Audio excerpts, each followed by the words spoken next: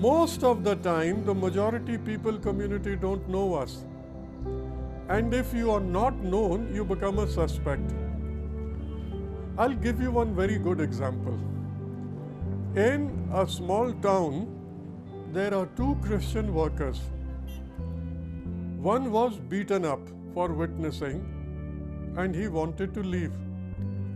The same group went to the house of a Christian worker and started calling names, who's living here? We have come and you come out.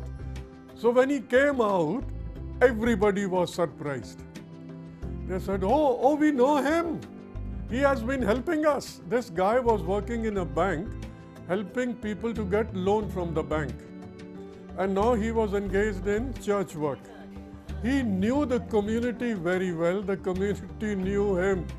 So in fact, when they went to threaten him, they ended up having a cup of tea with him. When people don't know you, you are a suspect. And I think that wall of suspicion has to be broken. If you are a suspect, be careful.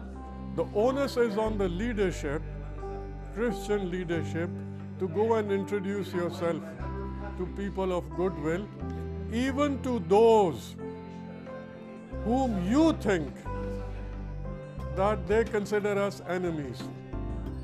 Moving from fear to faith, that's critically important. Have faith in God and move out, meet people. Individualism doesn't work.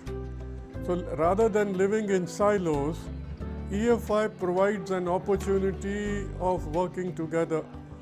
If the work of mission has to be achieved, we have to do it together. Leadership is looking for relationship.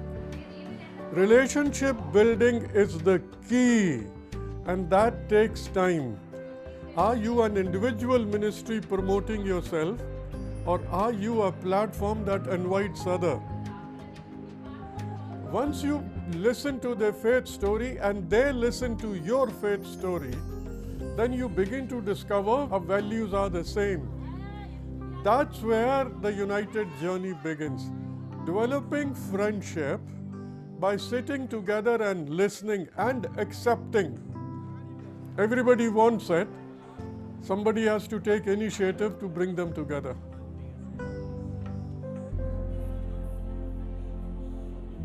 Go and visit leadership in your area.